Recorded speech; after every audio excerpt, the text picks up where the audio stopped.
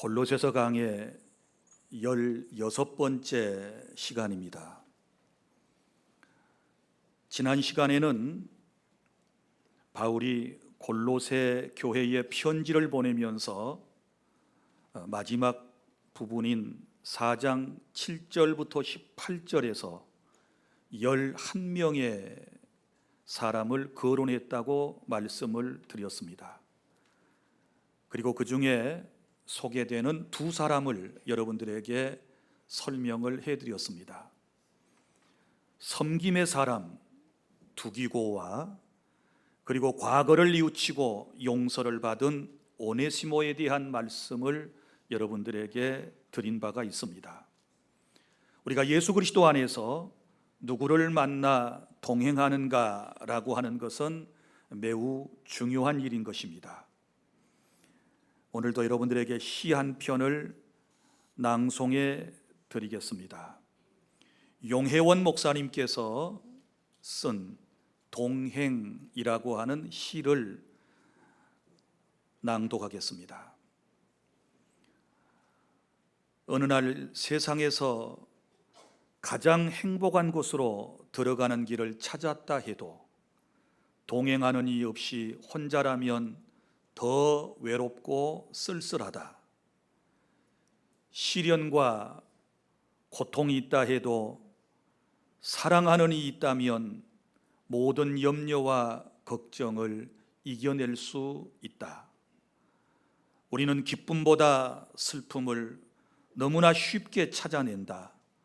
우리는 비난과 비판을 하는데 너무나 많은 시간을 버리고 있다.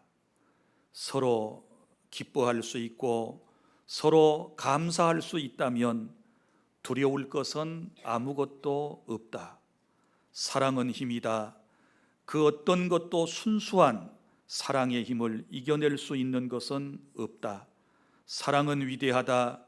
사랑에 후회가 없는 사람은 삶에도 후회가 없다.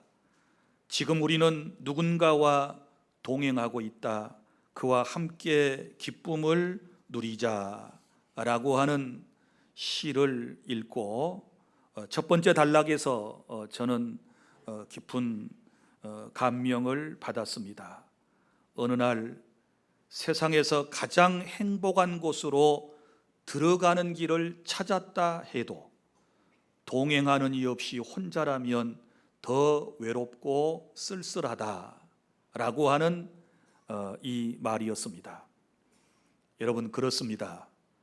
우리가 천국 길을 찾았고 우리가 행복한 길을 찾아서 거리로 걸어가고 있다 할지라도 누군가와 동행하는 이 없다면 그 모습은 왠지 쓸쓸할 거라고 생각을 합니다.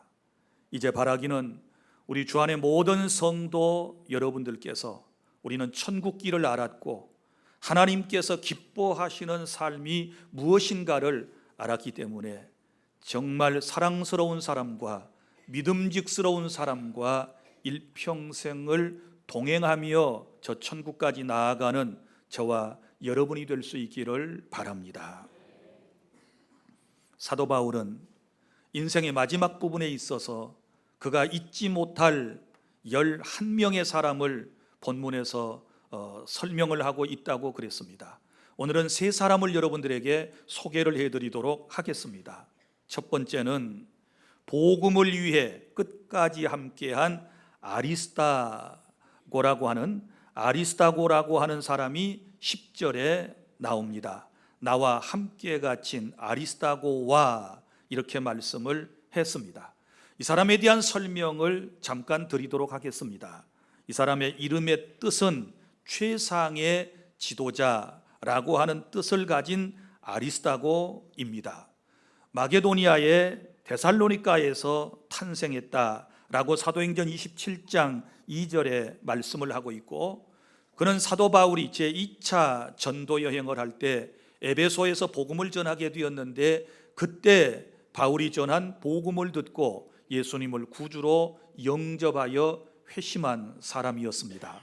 그리고 에베소에서 복음으로 인하여 소동이 일어나게 되었는데 그때 이 아리스타고라고 하는 사람은 바울과 함께 있었기 때문에 사람들에게 붙잡혀서 잠깐 구금된 그런 상태에 있기도 했습니다. 이런 모든 일들은 사도행전 19장에 상세하게 기록되어 있습니다. 그리고 이 아리스타고는 성도들이 드린 구제 헌금을 가지고 바울의 예루살렘 여행에도 동행을 했던 그러한 사람입니다. 특별히 아리스타고는 바울이 이제 저 유대에서 붙잡혀 로마의 재판을 받기 위해 호송되어 갈 때도 사도행전 27장에 보면 함께 동행을 했습니다. 배를 타고 가는데 가다가 지중해 한 가운데서 유라굴로라고 하는 광풍을 만나게 되었고 그때의 생사의 고락을 함께 했습니다. 그리고 사도 바울과 함께 로마로 갔고 그리고 로마 감옥에도 함께 갇히는 신세가 되었다라고 성경에 기록하고 있고 오늘 말씀에도 보면 나와 함께 갇힌 아리스타고라고 사도 바울은 말하고 있는 것입니다. 자, 사랑하는 주 안의 성도 여러분, 우리가 세상을 살아갈 때 그리고 또 교회에서 저와 같이 사역을 할 때에 우리 주변에는 네 부류의 사람이 있습니다. 특별히 사도 바울 주변에는 네 부류의 사람들이 있었던 것을 우리가 디모데후서 4장 9절부터 22절까지의 말씀을 통해서 살펴볼 수 있는데, 자, 어떤 사람이 있는지, 우리 주변에도 늘 이런 네 부류의 사람들이 있는 것을 우리는 알 수 있습니다. 맨 먼저는 함께 하다가 어느 날 갑자기 떠나버리는 사람이 있습니다. 자, 그 대표적인 인물이 누군가 하면 성경에 이렇게 기록되어 있습니다. 데마는 세상을 사랑하여 나를 버리고 데살로니가로 갔고 라고 하는 말씀이 나옵니다. 이 데마, 사도 바울과 함께 하다가 사도 바울을 버리고 떠난 사람입니다.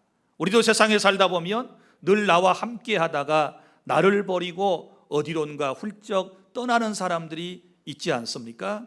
가족 가운데서도 그런 사람이 있을 수 있고 또 우리 교회 공동체 안에도 그런 사람이 있고 또 우리 주변에도 나와 함께 하다가 나를 떠나버린 이런 사람들이 있을 것입니다. 이럴 때 사람들은 마음속에 상처를 입게 되는 것입니다.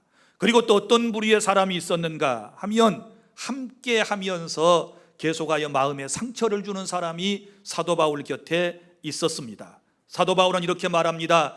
구리세공업자인 알렉산더가 내게 말로 많은 해를 입혔다라고 하는 표현을 하고 있는데 이 사람은 사도 바울 곁을 떠나지도 아니하면서 함께 하면서 말로 괴롭혔던 사람입니다. 우리도 그렇지요. 솔직히 말하면 어쩔 때는 이런 사람이 내 곁에서 떠났으면 하는 바람을 갖지만 여러 가지 이유 때문에 떠나지 않고 나와 함께 하면서 나에게 상처를 주고 나를 힘들게 하고 내 인생을 붙잡는 이런 사람들이 있을 것입니다. 그리고 또 어떤 부류의 사람이 사도 바울 곁에는 있었는가 하면 지금 당장 필요로 하는 사람이 있었습니다. 자, 사도 바울은 로마 감옥에서 디모데라고 하는 영적인 아들에게 편지를 쓰면서 이렇게 말했습니다. 디모데야, 너는 어서 속히 내게로 오라. 영적인 아들 디모데에게 너는 어서 속히 내게로 오라, 이렇게 부탁을 하고 있습니다. 바울은 이제 나이가 90이 다 돼가는 상태이고 그리고 저 로마의 지하 감옥에서 고통 가운데 하루하루를 지내면서 그에게 위로가 되고 그를 도울 수 있는 디모데라고 하는 사람을 필요로 했던 것입니다. 그래서 디모데에게 너는 어서 속히 내게로 오라, 이렇게 얘기를 했고 또 거기 말씀에 보면 이런 내용도 나오죠. 너는 올 때 마가를 데리고 오라, 이렇게 말합니다. 마가도 필요한 사람입니다. 디모데도 필요한 사람입니다. 정말 어렵고 힘들 때 우리에게도 필요한 사람이 있지 않습니까? 여러분의 인생이 고통스러울 때, 너무나도 힘겨울 때, 여러분의 혼자의 힘으로 무엇인가를 해결해낼 수 없을 때 누구에게 맨 먼저 전화기를 들고 전화를 합니까? 그런 사람이 있을 거예요. 바울 곁에도 이런 사람이 있었던 것입니다. 지금 당장의 내 삶에 필요한 사람이 있는 것입니다. 그 다음에 네 번째 부류의 사람은 어떤 사람인가 하면 언제나 함께하는 사람이 있었습니다. 사도 바울은 이렇게 말했습니다. 누가만 나와 함께 있다. 디모데후서 4장에서 그렇게 말했는데, 이 누가는 늘 사도 바울과 함께하는 삶을 살았습니다. 그가 누구입니까? 의사 출신입니다. 그 사람이 누가복음을 썼습니다. 사도행전을 기록했습니다. 그는 하나님께서 그에게 주신 특별한 은사인 의수를 가지고서 주의 종을 떠나지 않고 끝까지 옥바라지까지 하면서 보살펴 주었던 그런 인물로 소개되고 있습니다. 그리고 또 오늘 말씀에 보면 누가 함께 있었습니까? 10절에 나와 함께 갇힌 아리스다고와 바나바의 생질 마가라고 말씀을 하고 있습니다.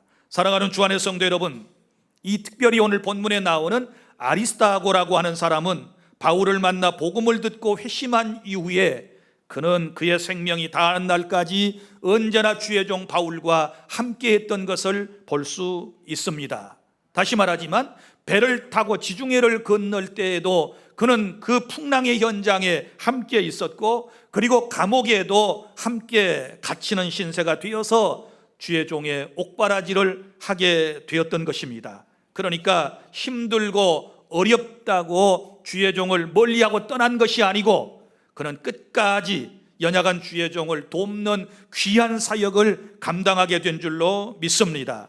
여기에 이제 아리스다고가 바울과 함께 했다라고 하는 것은 결국은 복음과 함께 했다는 말입니다. 그가 복음을 전하기 위해서 정말 수고하고 헌신하고 희생하는 그리스도의 심장을 가지고 일하는 그의 모습을 보고 내가 미력하지만 도움이 되어야 되겠다, 내가 도와줘야 되겠다, 기도로 도와야 되겠고 물질로 도와야 되겠고 내가 수족 노릇을 해서라도 도와야 되겠다라고 하는 이런 마음을 가지고 끝까지 그의 곁에 함께 했었다는 사실을 기억하시기를 바랍니다. 이것은 결국 복음과 함께한 그의 삶이었습니다. 사랑하는 주안의 성도 여러분, 오늘 우리가 이 아리스다고라고 하는 사람의 소개를 받으면서 우리의 마음속에도 우리가 결심해야 할 것이 있는데, 우리는 복음과 함께 끝까지 하는 그런 믿음을 가질 수 있기를 바랍니다. 복음을 떠나서는 살 수 없습니다. 교회를 떠나서는 살 수 없습니다. 말씀을 떠나서는 살 수 없습니다. 항상 복음 안에 거하면서 이 생명 다할 때까지 주 안에 살아가는, 주 안에 함께하는 우리 모든 공동체 여러분들이 다 되실 수 있기를 축복합니다. 그 다음에 두 번째 인물이 나옵니다. 10절입니다.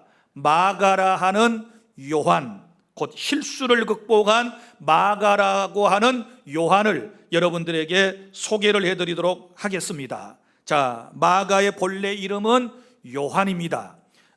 이 요한이라고 하는 이름은 히브리식 이름입니다. 그러니까 유대인식 이름입니다. 요한이라고 하는 말은 여호와의 사랑하는 자, 여호와를 사랑하는 자라고 하는 그런 뜻을 가지고 있습니다. 그런데 당시에는 로마 제국 치하에 있었기 때문에 인간관계를 하고 또 다른 이방 사람들과 접촉을 하기 위해서는 또 다른 로마식 이름이 필요했습니다. 그래서 마가라고 하는 이름을 가졌습니다. 마가라고 하는 로마 말의 뜻은 뭐냐 그러면 큰 망치라고 하는 뜻을 가지고 있습니다. 그래서 성경에서는 여러 명의 요한이 등장을 하고 있기 때문에 이 요한에 대해서 설명을 할 때는 마가 요한 혹은 마가라 하는 요한이라고 하는 이런 이름으로 부르게 되는 것입니다. 자, 그러면 이 마가라고 하는 요한은 어떤 사람일까요? 더 상세하게 여러분에게 설명을 드리면 구브로 출신입니다.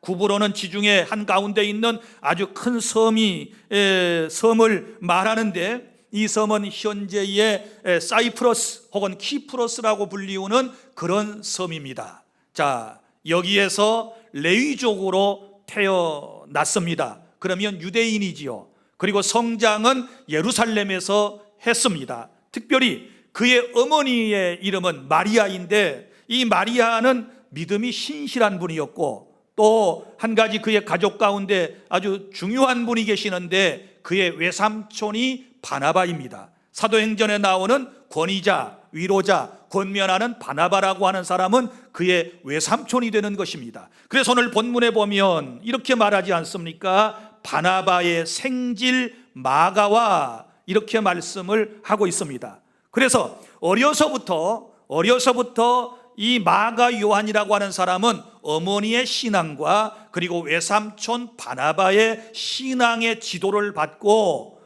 말씀 위에 섰던 것을 우리는 볼 수 있습니다. 자, 그의 가정은 예루살렘에서 굉장히 부유한 가정이었습니다. 왜냐하면 예수님께서 늘 일행들과 함께 이 가정에 가셨고, 우리가 성경의 역사적 기록을 살펴보면 예수님께서 최후의 만찬을 어디서 하셨느냐? 그러면 바로 마가라 하는 요한의 집에서, 그러니까 그의 어머니 마리아의 집에서 최후의 만찬을 하셨거든요. 그리고 또 하나는 예수님께서 부활 승천하시면서 사랑하는 제자들에게 말씀하셨지요. 너희는 예루살렘을 떠나지 말고 내게 들은 바 아버지의 약속하신 것을 기다리라. 요한은 물론 너희에게 세례를 베풀었으나 너희는 몇 날이 못 되어 성령으로 세례를 받을 것이다. 주님이 말씀을 하셨어요. 그 약속의 말씀을 믿고 120명이나 되는 사람들이 어디에 모였느냐? 마가라 하는 요한의 다락방에 모여서 성령의 강림하심을 간절히 기도하며 기다리게 되었을 때 오순절에 성령이 그곳에 임하였음을 믿으시기를 바랍니다. 그러니까 이 집안과 우리 기독교와는 아주 밀접한 관계를 가지고 있고, 이 가정이 우리 주님 나라에 얼마나 귀하게 쓰임받았었는가라고 하는 것을 우리는 성경을 통해서 볼 수 있거든요. 그런데 이 마가라고 하는 요한의 삶을 또 면밀히 살펴보면 그의 일생에 크게 두 가지의 실수가 있었습니다. 두 가지의 실수가 있었는데, 먼저는 마가복음 14장 51절부터 52절에 이런 말씀이 나옵니다. 한 청년이 벗은 몸으로 배 혼이불을 두르고 예수를 따라가다가 무리에게 잡힘에 배 혼이불을 버리고 도망하니라. 이런 말씀이 나옵니다. 여기 한 청년이 나와요. 그런데 이 기사가 어디에 나옵니까? 마가복음에 나옵니다. 마가복음은 누가 기록했습니까? 마가, 지금 여기 나오는 이 마가가 기록을 했습니다. 곧 자기 자신을 말하는 것입니다. 한 청년이라고 했을 때는 자기 자신을 그렇게 얘기하고 있습니다. 무슨 얘기인가 하면 예수님께서 원수들에게 붙잡혀 가시게 되었을 때 이 사람도 예수님을 따르는 사람이었단 말이죠. 그런데 부요했기 때문에 배 혼이불을 두르고 다녔어요. 배 혼이불이라 그러니까 우리가 생각하는 이불보 뭐 이런 거 아닙니다. 아주 고급 천으로 된 그런 의복을 얘기합니다. 수입품이라고 그럽니다. 그러니까 그 정도 옷을 입고 다닐 정도의 부유한 가정의 자제였고, 또 예수님이 어떻게 되는지를 늘 관심을 가지고 지켜보고 따라다니던 그런 사람이었거든요. 그런데 자, 예수님이 붙잡혀갈 때 제자들도 모두 다 붙잡혀갈 환경에 처하지 않습니까? 그래서 사람들이 자기를 붙잡았어요. 왜? 예수님과 함께 했고 예수님과 연관된 게 너무 많이 있거든요. 붙잡히게 되었을 때 어떻게 위기를 보면합니까? 배 혼이불을 버리고 도망하니라. 그러니까 그럴 때에 나 예수님 믿는 사람이요, 나 하나님 믿는 사람이요 하고 당당히 나설 수도 있지만, 그 위기의 순간에 결국은 예수님을 베드로처럼 부인하고 그 위기를 모면한 사람이거든요. 이건 그의 삶에 있어서 실수였습니다. 그렇지 않습니까? 또 한 가지 실수는 이런 일입니다. 자, 사도 바울이 제1차 선교 여행을 하게 됩니다. 어디서부터 시작합니까? 수리아의 안디옥 교회에서부터 선교 여행이 시작이 되는 것입니다. 그때 이 선교 여행에 동참했던 사람은 사도 바울과 바나바와 그리고 바나바의 생질인 마가, 이 세 사람을 위시해서 선교팀을 조직해서 1차 선교 여행을 하게 되는 것입니다. 아마 바나바는 조카를 선교사로 아마 헌신하게 하려고 그 팀에 합류하게 한 것 같습니다. 자, 처음에는 일정을 잘 맞춰서 선교 여행지를 쭉 방문하면서 복음을 전하지 않습니까? 그러다가 밤빌리아라고 하는 곳에 도착했다가 거기서 이제 결국은 이 마가라고 하는 사람이 더 이상 선교 일정을 진행하지 못하고 거기서 예루살렘으로 도중하차하여 돌아가 버리게 되는 것입니다. 왜 그랬을까? 왜 끝까지 선교 여행에 동참하지 못하고 밤빌리아에서 그는 발걸음을 돌려서 예루살렘으로 돌아가게 되었는가? 여러 가지 추론이 가능합니다. 이랬을 수 있습니다. 그의 육체적 연약함 때문에 그럴 수 있습니다. 몸이 연약하니까. 왜냐하면 거기서 이제 다음 곳 어디로 가야 되느냐? 이제 또 다른 선교지를 향하여 가야 하는 것이거든요. 또 다른 선교지를 향하여 가야 하는데 큰 산맥이, 험한 산맥이 앞을 가로막고 있었습니다. 지금도 그쪽을 우리가 성지를 답사하면서 가보면 엄청나게 아주 험난한 산맥을 하나 볼 수 있는데 그 산맥을 넘어가야 돼요. 그래야 또 다른 선교지로 갈 수 있는데 거기서 겁이 난 거예요. 그리고 또 두려움도 생겼겠지요. 왜냐하면 그곳에는 많은 강도들이 출혈해서 사람에게 해를 끼치고 또 많은 것들을 강탈해 가기 때문에 너무 두려웠을 거예요. 그래서 결국은 도중 하차하여 그는 예루살렘으로 돌아가게 되었던 것입니다. 자, 이때에 바울과 바나바는 얼마나 상처를 입었을까요? 그 중에 제일 젊은 사람이 누구겠어요? 마가입니다. 나이가 더 든 자기들은 기꺼이 이제 선교 여행을 계속하는데 거기서 돌아가 버리게 되었다라고 하는 것이지요. 자, 그러면 보세요. 여러분, 왜 이런 일이 생겼을까? 왜 돌아갔을까? 지금 제가 체력적인 한계와 그 다음에 두려움이라 그랬는데 사실 엄격히 따지면 제자도의 결여예요.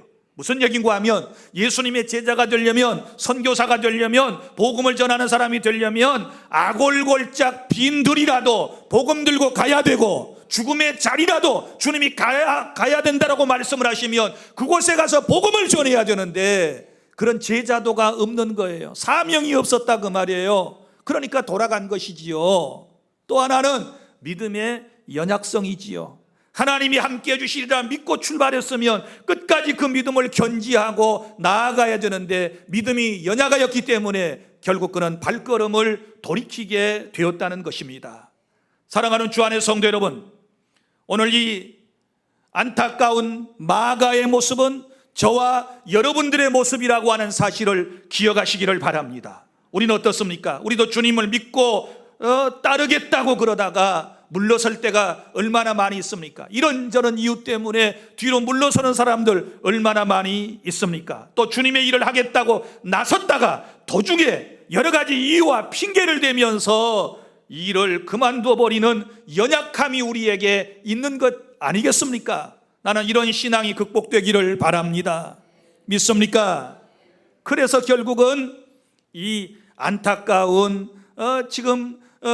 일을 마가는 경험을 하게 되었던 것입니다. 사랑하는 주 안의 성도 여러분, 사람은 누구에게나 연약함이 있습니다. 누구에게나 마가처럼 여러분 실수할 수 있습니다. 그러나 내가 어떤 일을 하는 과정에서 한 번의 실수가 있다고 해서 내 신앙생활이나 내 인생 전체가 실패한 것은 아니라고 하는 것을 알아주시기를 바랍니다.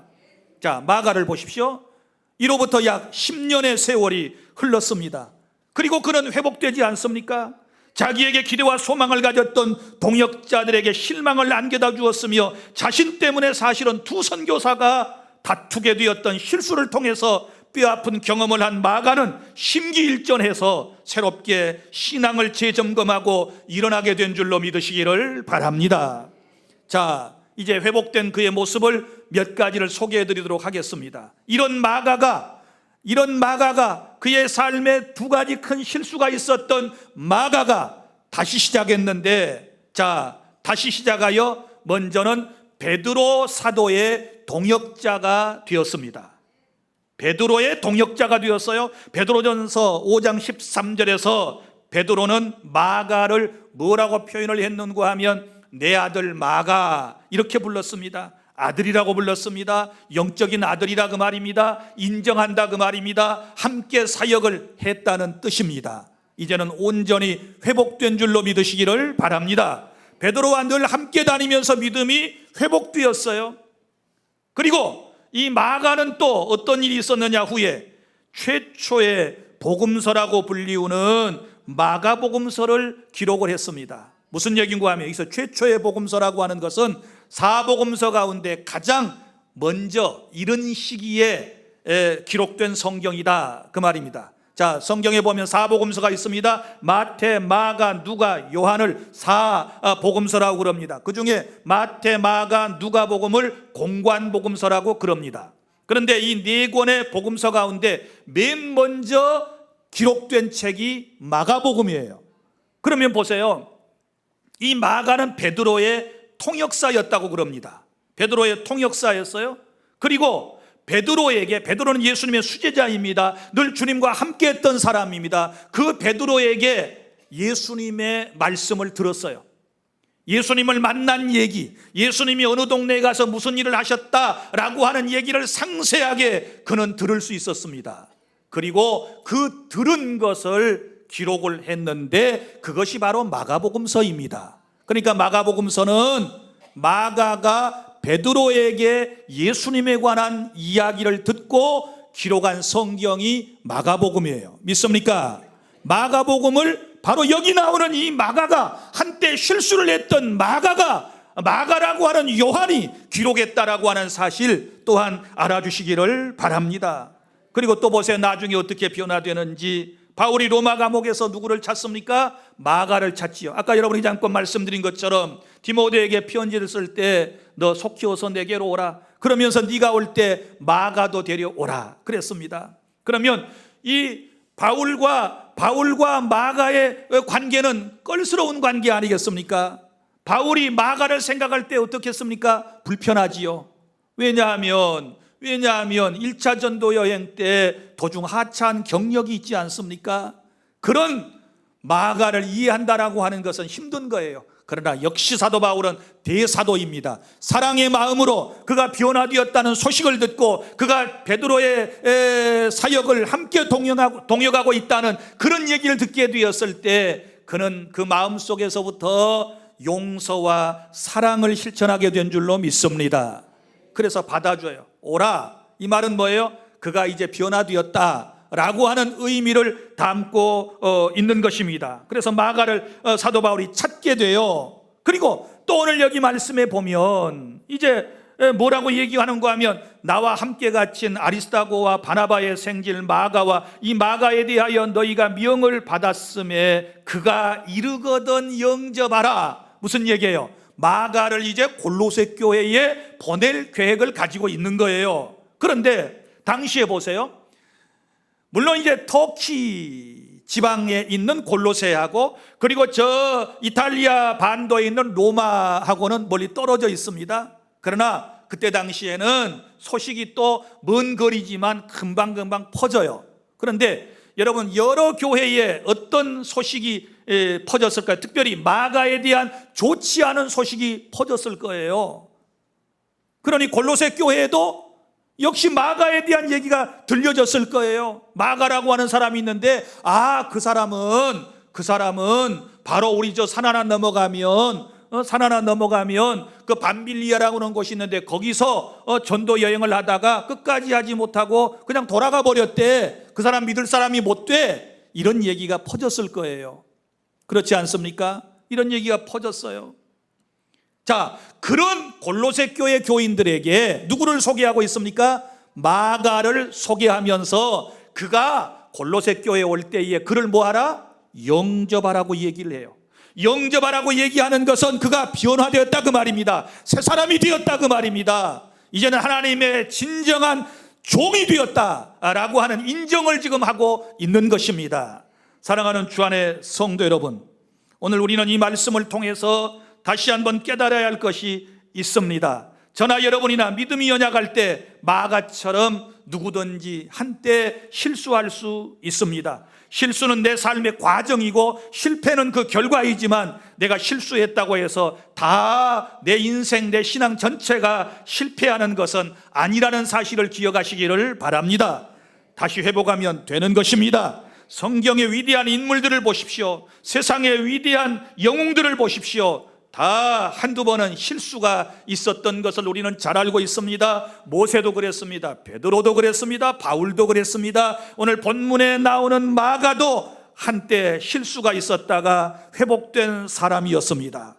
우리는 이런 사람들에 대하여 편견을 가져서는 안 되는 것입니다. 실수했다가 회개하고 돌아오는 사람들에 대하여 편견을 갖지 말라고 하는 것이 오늘 본문이지요. 마가가 이르거든 그를 영접하라. 선입견 가지고 대하지 말고, 옛날에 들었던 마가에 대한 부정적인 얘기 가지고 사람을 함부로 대하지 말고 내치지 말고, 이제 그 사람 변화되었으니 환영해라 라고 하는 뜻이 아니겠습니까? 우리 인간관계에 있어서 이건 너무 중요한 것입니다. 그렇지 않습니까? 우리는 편견과 선입견이 너무 심해서 어떻습니까? 어떤 한 사람에 대한 과거를 우리는 집착하는 경우가 있지 않습니까?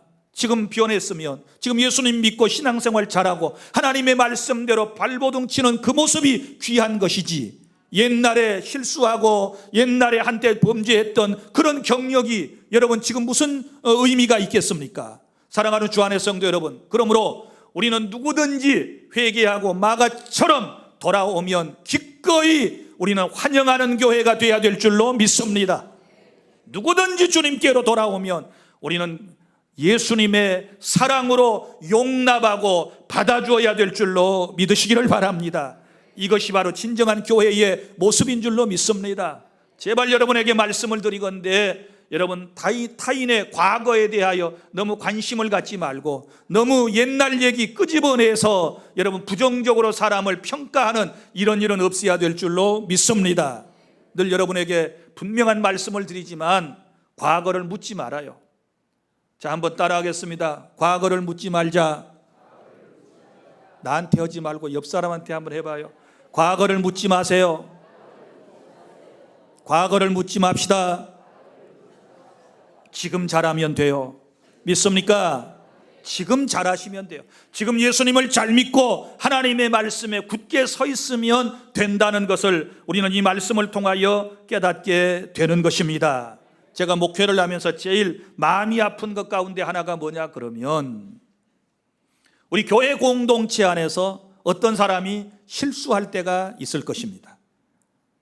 부도덕한 행위를 할 때가 있습니다. 사람들의 입에 오르락내리락 할 수도 있는 그런 사람이 있지 않겠습니까? 그런데 이제 그런 일이 있게 되었을 때 이런 사람들이 지금까지 몇 분이 있었습니다. 왜 목사님께서, 왜 교회 당회가 그런 사람을 치리하지 않습니까? 치리라는 말은 잘 모르니까 왜 잘라버리지 않느냐, 이 얘기예요. 그런 사람 교회 못 나오게 해야지, 왜 가만 내버려 둡니까? 이렇게 말하면서 목사님이 그런 사람을 알고도 정리하지 않았다고 그래가지고 교회를 떠난 직분자가 있어요. 기가 막힐 일입니다. 의로운 사람입니다. 정말 주님께서 우리의 죄악을 용서하셨고 우리를 기꺼이 받아주셨다면, 우리 또한 형제자매가 범죄했다가 회개하고 돌아오면 우리도 사랑으로 용서하고 받아야 될 줄로 믿으시기를 바랍니다. 기회가 필요한 것입니다. 10년의 세월이 흘렀을 때 마가는 정말 주님이 기뻐하시는 사역자로 변화될 수가 있었습니다. 이런 은혜가 있기를 바랍니다.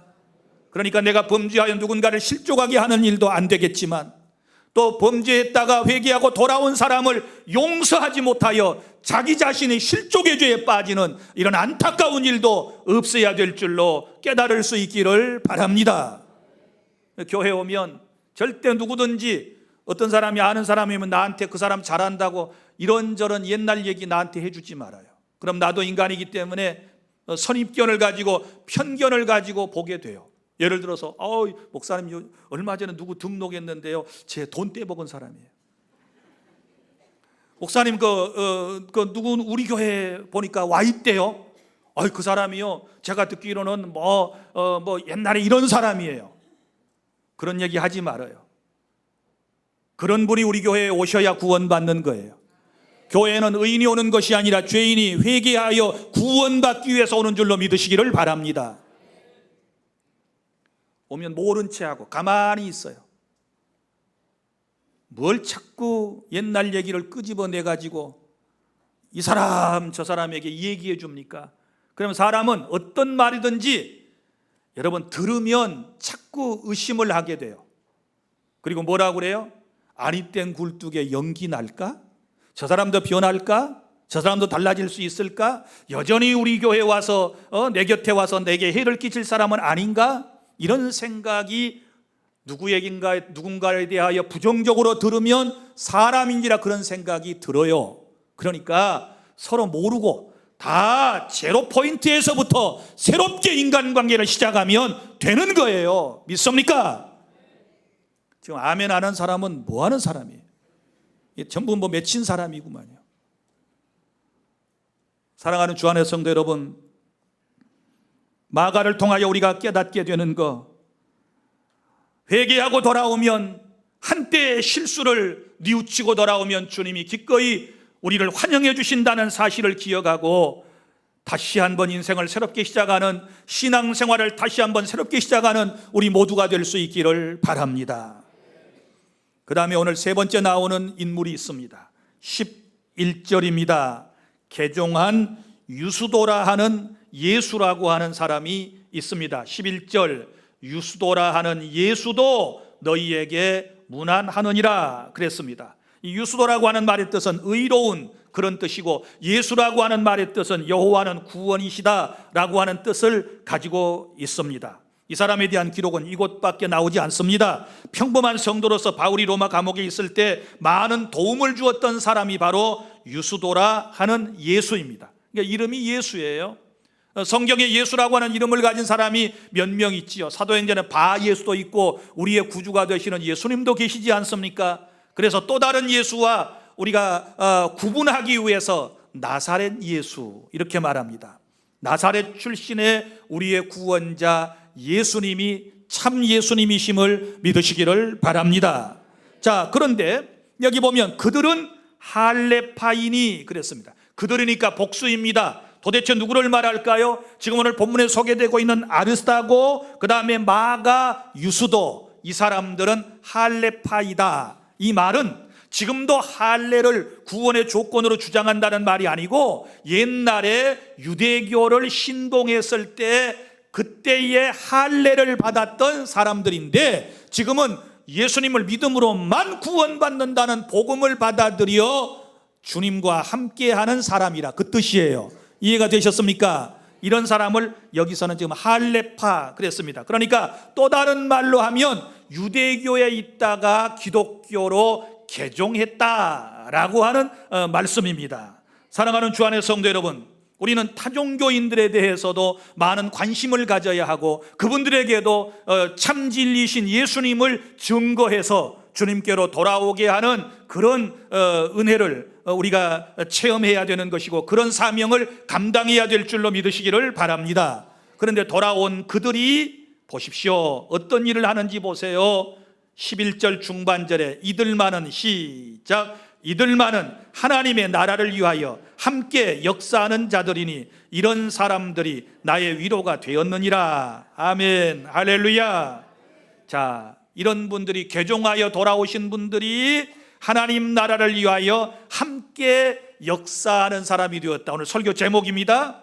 이런 분들이 이렇게 귀한 사명을 감당해요. 여러분, 우리 주변에도 보면 그렇지 않습니까? 타종교에 열심히 심취해 있다가 기독교로 돌아오는 분들이 여러분 계시거든요. 그런 분들 보면요, 굉장히 열심히 해요. 왜냐하면 다른 종교는 다 자력 종교 아니겠습니까? 행위를 강조하는 종교, 열심히 뭘 해야 되고 뭐 그래야 구원에 이른다라고 하는 이런 사상이 딱 박혀가지고 교회 와서도요 정말 열심히 해요. 새벽 기도하지요, 교회에서 기도생활 열심히 하지요, 헌신하지요, 봉사하지요. 이런 모습을 보면 너무너무 감사한 거예요. 자, 우리 주 안의 성도 여러분들께서도 여러 부류의 사람들이 지금 이 중에 함께 하시리라고 생각을 합니다. 자, 복음을 위하여 끝까지 처음부터 예수님을 믿을 때부터 지금까지 변함없이 함께하고 있는 아리스타고와 같은 분이 계실 겁니다. 할렐루야. 그리고 또 마가처럼 한때 실수했다가 다시 깨닫고 회개하고 돌아와서 하나님 앞에 예배하는 분들도 여기 계시리라 믿습니다. 그리고 또한 여기 이제 나오는 여러분들 이제 아리스타고 마가 유소라고 하는 예수와 같이 타종교에 심취했다가 기독교로 개종을 해서 오늘 예수님만이 유일한 구주이심을 고백하며 예배하는 분들도 우리 가운데 있는 것입니다. 자, 그러면 이제 여기에 모인 우리가, 예수님을 믿음으로 구원받은 우리가 이제 해야 할 일이 무엇인가? 우리 사역의 목표, 우리 공동체의 목표가 무엇입니까? 하나님의 나라를 위하여. 할렐루야. 이제는 하나님의 나라를 위하여 우리가 사역해야 될 줄로 믿습니다. 그러면 하나님의 나라를 위하여 우리가 무슨 일을 해야 되겠습니까? 그것은 복음을 전하는 일인 줄로 믿으시기를 바랍니다. 열심을 다하여 주의 복음을 세상 사람들에게 증거하는 일이 바로 우리가 해야 할 일인 줄로 믿습니다. 그러면 이 복음 전하는 일을 위하여 우리는 어떤 팀워크를 가져야 될까요? 함께 이렇게 말씀되어 있습니다. 함께 역사하는 자들이니 그랬습니다. 함께 역사라는 말은 일입니다. 이제 우리는 함께 마음이 갈라짐이 없이 성령의 하나 되심을 따라서 우리는 함께 주의 나라 확장을 위하여 주의 복음을 온 세상 사람들에게 전해야 될 줄로 믿으시기를 바랍니다. 우리가 해야 할 일은, 함께 해야 할 일은 다른 일이 아니라 하나님의 일, 복음 전하는 일, 하나님의 나라를 확장해 나가는 이 귀한 사명을 잘 감당하는 우리 모두가 될 수 있기를 바랍니다. 자, 이제 설교 제목을 한번 읽고 오늘 말씀을 마치겠습니다. 자, 다 함께 시작. 하나님의 나라를 위하여 함께 일합시다. 아멘. 그렇게 하시겠습니까? 그래서 함께 동역자가 되시겠습니까? 그렇게 해서 주 안에서 한 가족이 되시겠습니까? 끝까지 그렇게 하실 수 있습니까? 여러분에게 주님의 은총이 함께 하시기를 축복합니다. 기도하겠습니다.